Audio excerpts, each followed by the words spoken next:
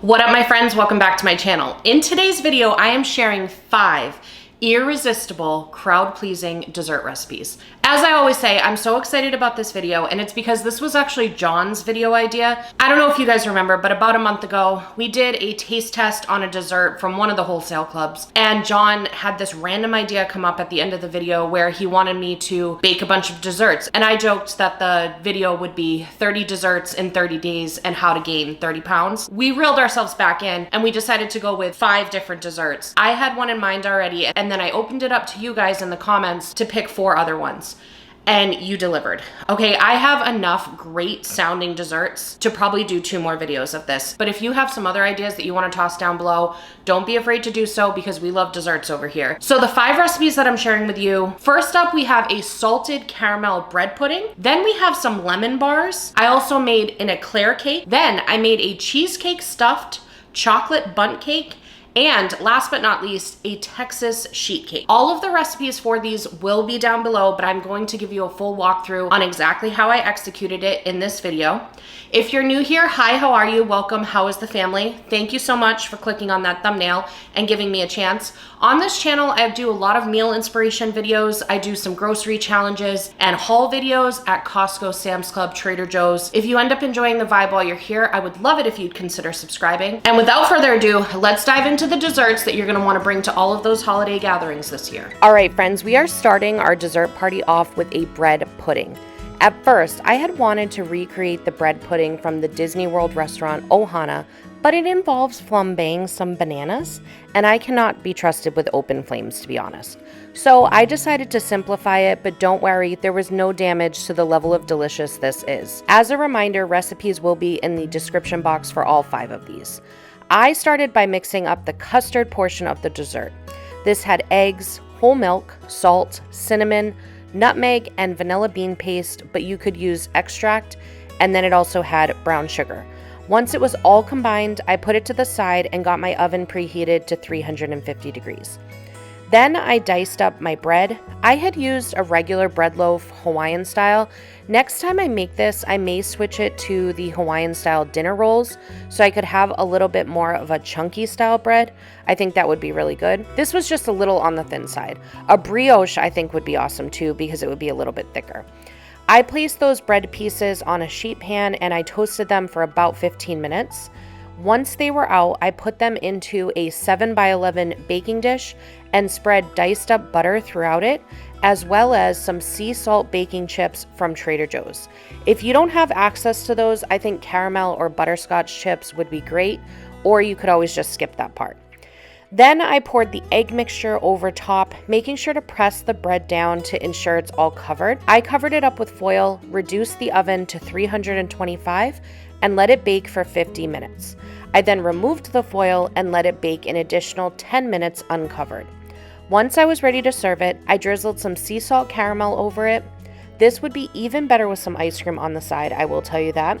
We did a taste test on this bad boy, so let's see what we thought. Coming like a wrecking. Okay, no, sorry, we're not doing that. You guys, we have bread pudding. This was one of you guys' suggestions. Oh, it was? Yeah, and see, this is what happened. I went on a journey with this bread pudding recipe because originally I was gonna do the Ohana bread pudding recipe. Ooh. If you're a fellow Disney fan, you understand what I'm talking about. There's a very popular Ohana bread pudding. However, they call to do a bananas Foster situation on top of their bread pudding, which involves flames. And I can barely not cut myself on a regular basis with a good old knife. So the idea of me lighting something on fire? Well, you and fire. Not a great combo. That seems especially aggressive. With dessert. Why? What dessert did I light on fire? The fire that happened in the cottage. That wasn't. Oh, it was dessert. You guys, I gotta tell you about this. You guys, I totally blacked out on that. I totally forgot that memory. I filed that away in a forbidden 404 file. You guys, what had happened was I used to be a horrific cook. And I say that to people and people don't believe me, but I am not kidding. I was an awful cook and this man is my witness. You guys probably know there's this recipe. Some people call it like Christmas crack. And basically you put down saltine crackers and then you pour a butter and brown sugar mixture over it. Once that cooks in the oven, then you put like melted chocolate on it or something. It's something along those lines. Anyways, I think that it was because you remember that was like a mini oven? Maybe, yeah. So I think it was like kind of like a toaster oven. Like, you know how toaster ovens come with those weird extra attachment things? I think it was one of those things. So anyways, I didn't really think about it, and I put it in the oven.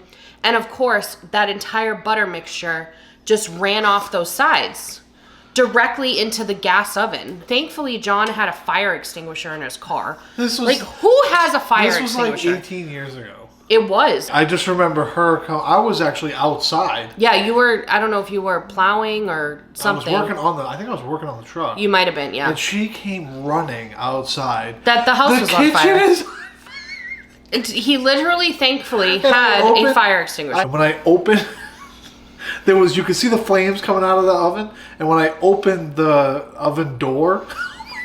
So bad. So bad. Anyways, we have come a long way, but we still know our limits, and we know that I should not be lighting rum on fire. And honestly, you need like 1/4 cup of rum, and we don't really drink much, so it's like to buy a $30 bottle of rum to make a recipe happen. That's just beyond my limits for frugality as well. So anyways, so we took a different path. I ended up going more of like a salted caramel vibe. At the end of the day, we ended up with something that looks heavenly. It looks so good, and we're just gonna dive in. It's, you know, you would want to have ice cream with this, but we're doing the best we can right now, okay? But get some French vanilla ice cream or something, or like a rum raisin, and then you can get those rum vibes. Okay. You know, my son does a dance when he likes something, and now I know where he gets it from. Okay, warm. It's like your French toast casserole on drugs. Mm-hmm. I was just gonna say, okay, here's the problem, you guys, is that in the recipe I have a note there that says optional. 1/4 cup of the caramel sea salt baking chips from Trader Joe's. Not optional. It is not optional. Not optional.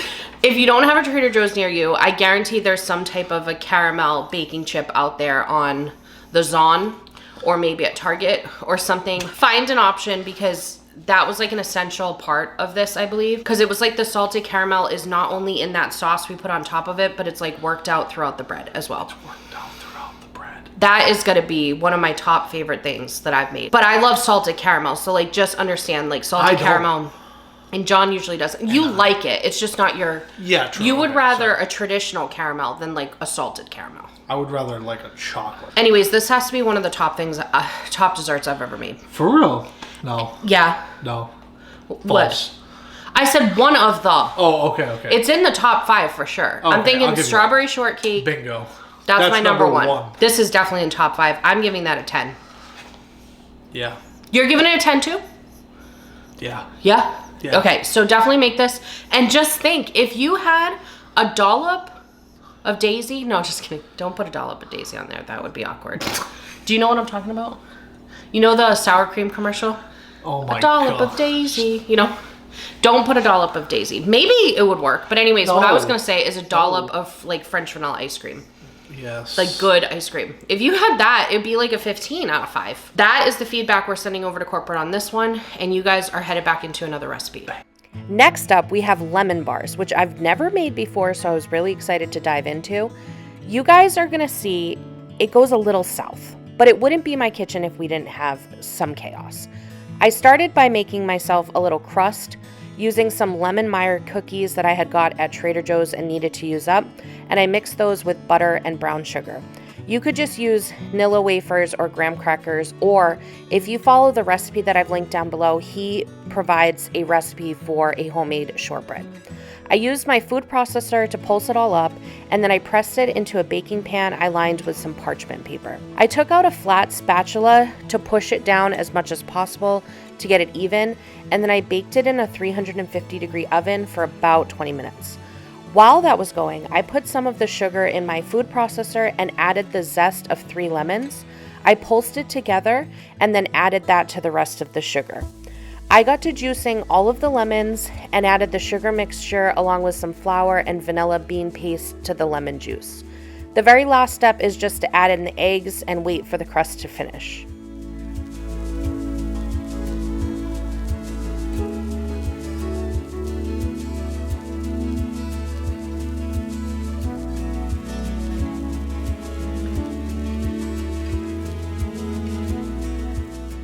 This is the part where things got a little chaotic. Per the blog instructions, I poured the filling onto the hot crust. It ended up breaking up the crust and just being insane. But it's fine. Everything is fine. I just closed my eyes and put it back in the oven for about 25 minutes.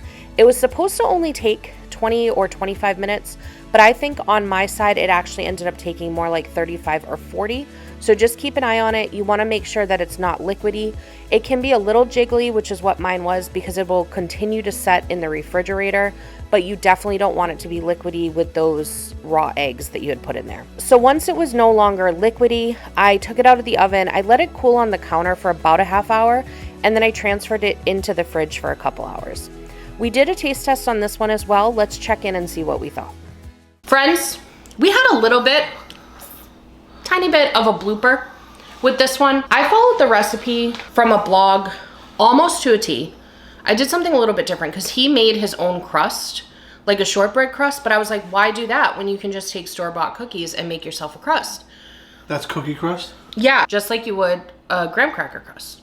Done it a million times in the past. I don't know what happened. I don't know if it's the recipe or I don't know if it's that I use cookies, but I've done it with like Nilla wafers before. But anyways, something happened because in the recipe it says to just pour the egg mixture right onto the hot crust that you pull out of the oven. But when I did that, the egg mixture broke up the crust. So then the crust was just swirling around in the ocean.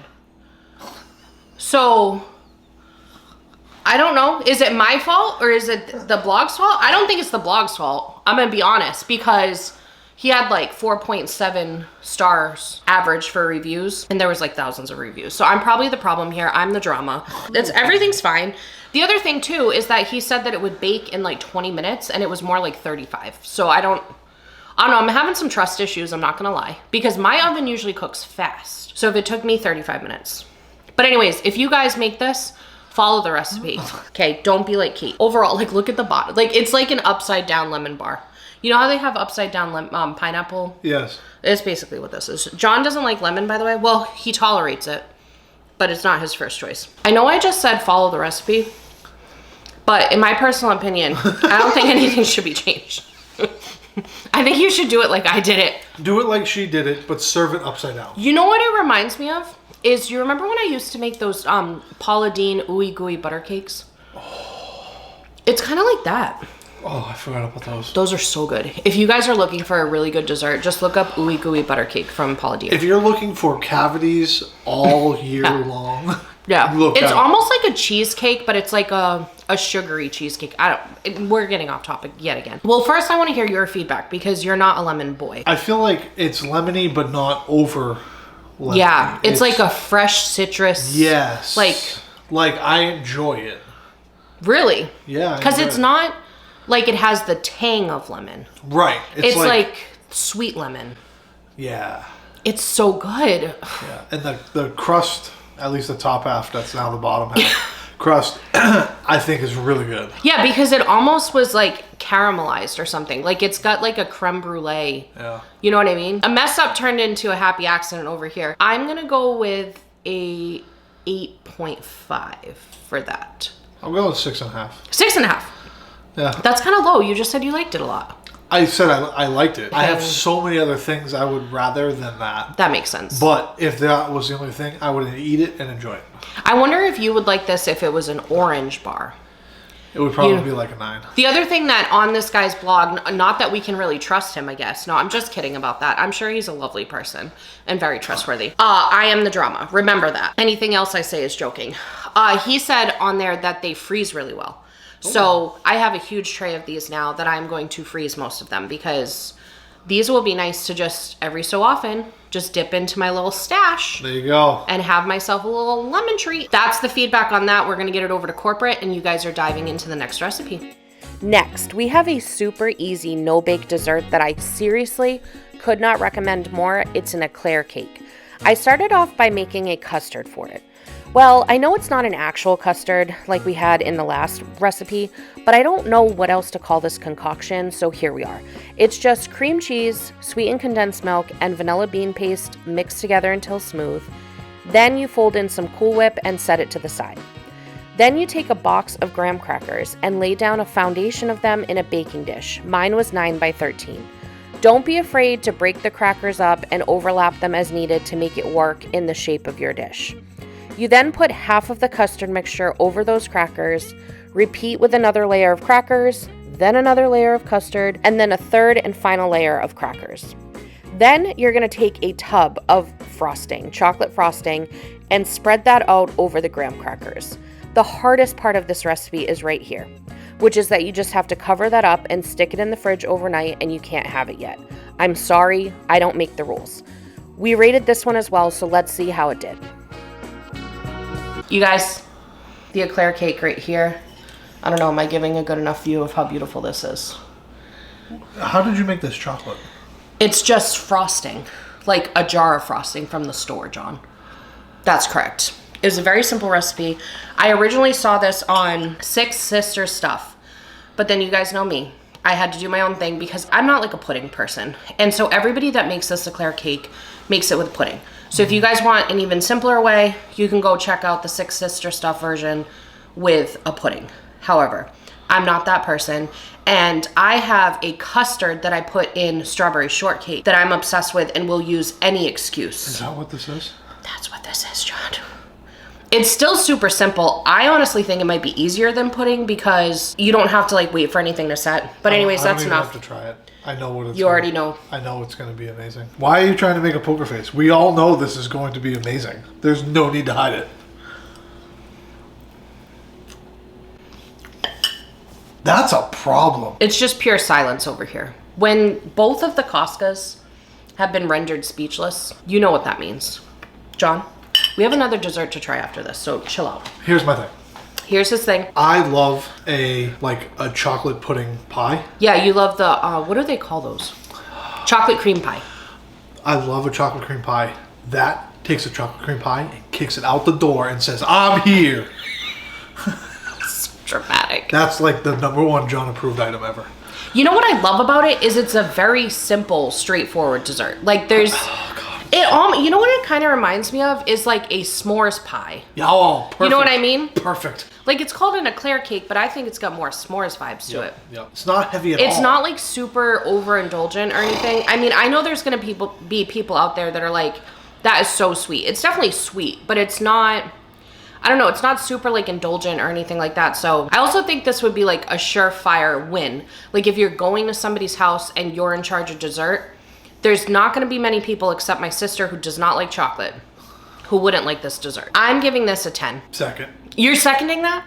We're both thrown out of 10? If there was a higher number than a 10, I would You would give it? That is literally my favorite pie I've ever had in my entire life. I said that bread pudding was in the top 5 desserts I've ever had, along with strawberry shortcake. This is now in that category, and it might even be, I don't know. I think strawberry shortcake is still #1 for me. Nope. Really? The Eclair cake is #1 for you? #1. #1 in my heart. #1 forever. I think for me, it's strawberry shortcake, Eclair cake, and then that bread pudding, the salted caramel bread pudding. I'm interested to see if any of the other desserts from this video end up taking a spot. We're gonna get this feedback over to corporate, and you guys are gonna dive into the next recipe. All right, now I'm hitting you with 2 back-to-back chocolate cake recipes, and we will taste test both of these at the end. First, we're starting with the Pioneer Woman's Texas Sheet Cake. I had quite literally never even heard of this before, but I thought the concept was so fun.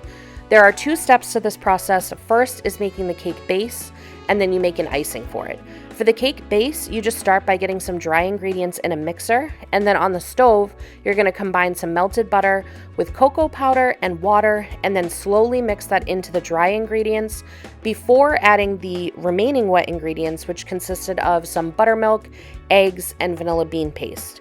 This then gets poured into a greased sheet pan, and into the oven it goes. While it's cooking, you can make the icing right on the stove. This consisted of more butter, nobody said this was a diet video, and cocoa powder. A lot of powdered sugar goes into this one, and then finely chopped pecans. Once the cake is done in the oven, you just pour that icing right over it and then let it cool down a little bit before serving.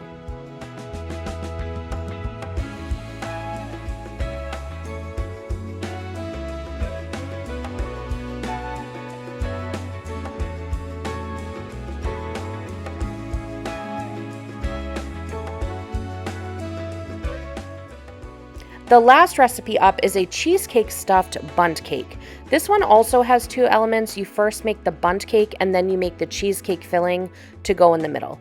This is pretty much the same process as the first one. You start off with the dry ingredients in a mixer and then incorporate the wet ingredients a little at a time. While it's mixing up, I made the cheesecake filling, which consisted of cream cheese, sugar, egg, and vanilla bean paste. I poured down about 2/3 of the chocolate mixture into a 12-cup bundt cake pan. I then carefully laid down some of that cheesecake mixture and covered it up with the remaining chocolate mixture. This went into the oven and I allowed it to cool for several hours before attempting to frost it, so make sure you give yourself enough time for that. I used this as an opportunity to use some Dolly Parton frosting because I just absolutely love her and wanted a shortcut from the store. This cake was absolutely beautiful, and if you were talented at frosting cakes, which I am not, it would probably look even better. Let's check in with past Kate and John and see how they rated both of these chocolate options. Double. We got double trouble. Chocolate bubbles. Toil and trouble? That's what I was gonna go for, but whatever. Anyways, you guys, this was not intentional, first of all. Well, it wasn't me. That you get to eat. Totally 100% that you get to intentional. eat. Oh yeah, you planning this video? 100%. But when I was picking the recipes, I was trying to come up with like a big variety. And I saw a Texas sheet cake, and I didn't know it was chocolate. I wasn't paying attention at all. And then what's so funny is when planning out, I was making like, I made 2 desserts one day, then 1 dessert, and then 2 desserts, something like that. I also could have split this up so we weren't trying chocolate at the same time. However, I think that it's a benefit to you guys because if one is better than the other and you only want to make 1 chocolate dessert out of here, I'll be able to weigh in and John will weigh in as well. We need to know if it's John approved, obviously. However, I think that I already can tell which one I'm going to like most. Really? Which one do you think you're going to like the most? The cream cheese one? Yeah. I don't know, man. We'll see. I think what's cool is if you wanted to go with something more like impressive for like someone coming over, I think the bundt cake would be the winner. But if you wanted to do like a fun Friday night for your family, I think the Texas sheet cake is awesome. And I think that one's more like customizable. Like you could put like pretzels on top and M&Ms and make it really fun. You know what I'm saying? Ooh. I just went with the bundt cake was from Sally's Baking Addiction, which I followed her recipe for something and it was phenomenal. I can't remember what it was, but so I knew to trust that. And the other one is from Pioneer Woman. And I haven't made many of her recipes, but I know she's trustworthy. So I saw that they were each people I trusted, and so that's what we went with. I feel like I want to try this first. Okay. I'll let you pick. Good poker face. It's about time. It's about time, he says. All right, now let's try the other one. Or should we talk about that one? No poker face. I can't do it. I don't know how you were able to poker face that. That's phenomenal. That's better than I anticipated. Me too. I definitely like the bundt cake better. However, the chocolate is a much more concentrated flavor in the sheet cake. Oh, yeah. You know what I'm saying? I don't know how to explain that. Like, it's like rich. So it's like if you like sweet but don't want it to be like overly sweet.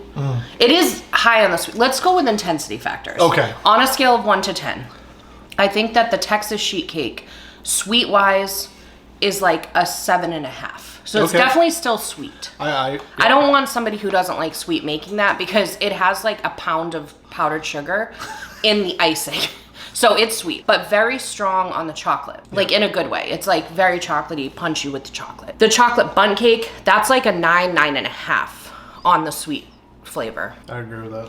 Which is not a negative to me. I'm the type of person who likes to just have a couple bites of something and then like feel like the craving is satisfied and then move on. I feel like with the sheet cake, it would be easier if you were like sitting in front of the TV or something to just like keep eating that without thinking about it. Oh yeah. Does that make sense? In terms of rating, I want to take them separately because they deserve their own moment. They deserve their own moment. The chocolate bundt cake with the cream cheese filling and the frosting from the queen, Dolly Parton herself. That I'm going 9. I think a 9.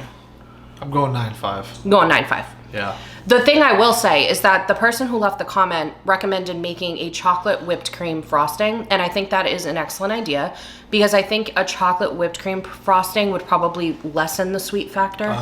You know what I'm saying? It's like a little bit lighter, more airy. Yeah. So I think that's a good move, but I just did not have any energy left to make that frosting. But I will link a recipe that I found down below that looks promising, so if you guys want to recreate it, or potentially if you're watching and you're the one that recommended this, if you have a favorite recipe for that chocolate whipped cream frosting, please let your friends know, including me, because I would probably remake that. Then the other one, the Texas sheet cake from Ree Drummond. I'm kind of sad that I put them on the same night because I feel like it didn't get a moment to shine. Like I said, even before trying it, I feel like that would be fun for a family night. You know what that would be good? Toffee. With toffee, or if you did like peppermint. Oh. For like Christmas. Oh. Yeah, that would be a good like base recipe to like mix up throughout the year. You know what I'm saying? Candy canes. Yes, that would be really good. And yes, it would look really pretty. And it would look super pretty. That would be really cool if you had like potluck at work or something. Yeah. Of all 5 desserts, these are definitely the most involved, but I think they were worth it because chocolate always takes a little bit of extra love, you know? I'm giving that one I think I'm gonna go 8. I'm going 7.5. 7.5. Yeah. Okay, I was almost there. I'm somewhere in between. I'm at like a 7.75. But I wouldn't say it's a solid 8. You know how John comes out and he's like solid 8. I wouldn't say it's a solid 8. It's a soft 8. That's a soft 7.5 yeah, for me. Yeah. I feel like though, like you said, if we had added like toffee or M&Ms or just something to bring it up. It's like a brownie. It is. It looks like a brownie too. It's like a brownie. So if I had to rank them, so let's just remind John what we ate. What did we eat? We had the bread pudding with the salted caramel bits. Yeah, that was so good. We had the Eclair cake. That was also so good. We had the lemon bars. Not John's favorite. I know what number that one's getting.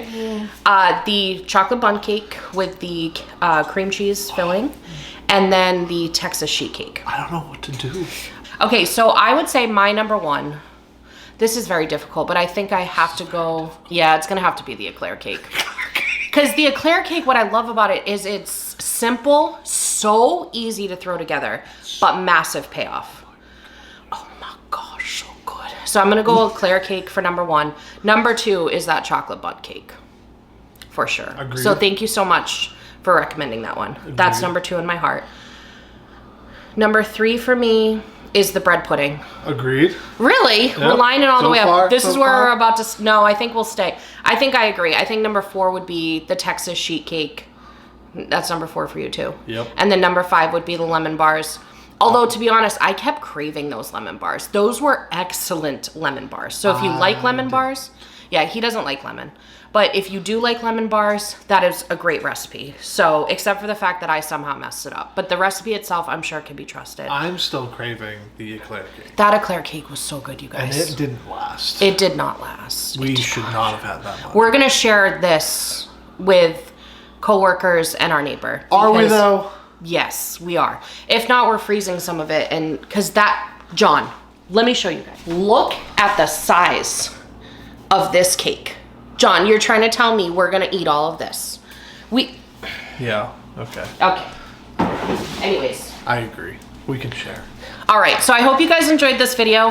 Thank you so much, my dear husband, for nominating me to make this video because I don't cook desserts enough. I truly don't. Hey, so look, I'm here to support you and you. We're going to get back to some more nutritious and balanced meals. Right. This is the time of year to let your dessert flag fly. You know what I'm saying? So I'm sure you've got a lot of holiday events coming up, so you could pick any of these desserts to serve and you will be good to go. We are going to go ahead and get this feedback over to corporate now. Oh, yeah. I hope we delivered whatever you needed when you clicked on that thumbnail, and I hope you have a magical day. Bye.